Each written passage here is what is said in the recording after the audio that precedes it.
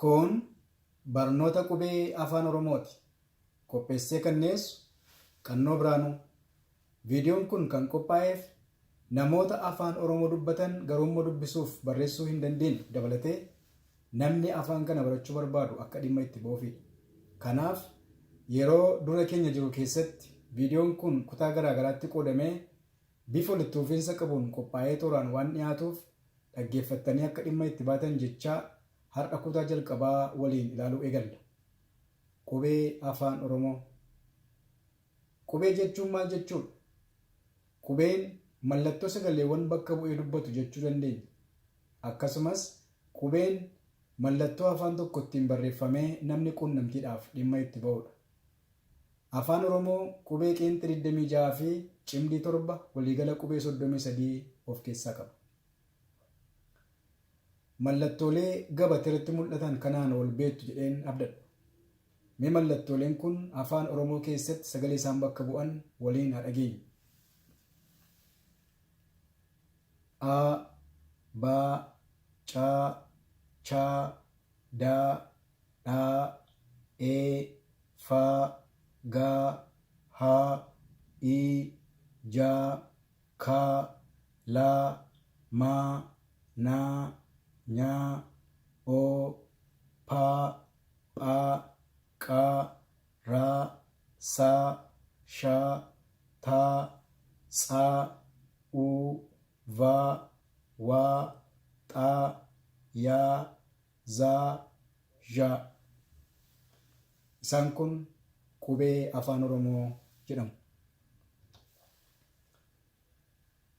Qubeewwan qeenxee fi cimdii. Qubee cimdii warra jedhaman Cha, Dha, Nya, Pha, Sha, Tsa, Ja. Qubeen afaan Oromoo akkaataa sagalee isaaniitiin bakka lamatti qoodamu. Isaanis qubee dubbachiiftuu fi dubbifamaa jedhamu. Qubee dubbachiiftuun sagalee ofii isaanii kan qaban yeroo ta'u, dubbifamaan garuu sagalee ofii isaanii kan hin qabne dubbachiiftuu waliin sagalee uumuu kan danda'anidha. Qubee dubbachiiftuun baay'inaan 5 yeroo ta'an, isaanis A, E, I, O, U. Sagalee.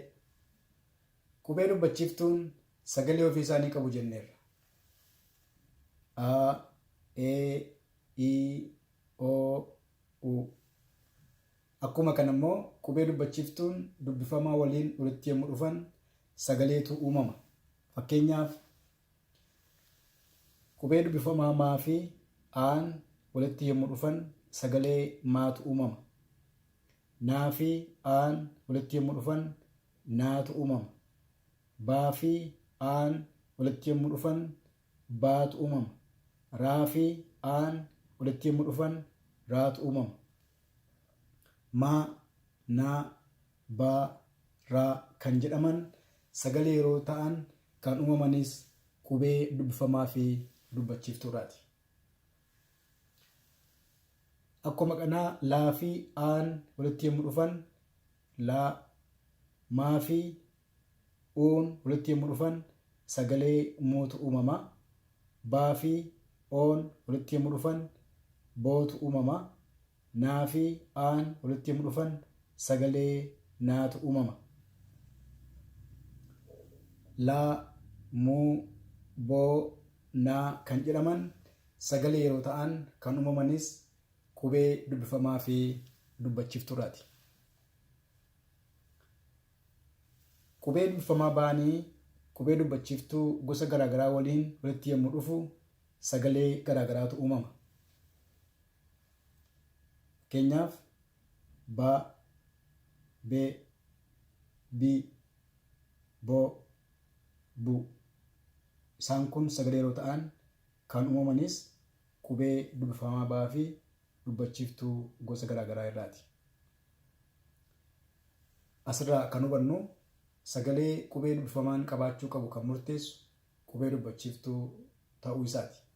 Akkasumas qubee dubbifamaan sagalee ofii isaanii kan hin qabne ta'uu asirraa hubachuu dandeenya.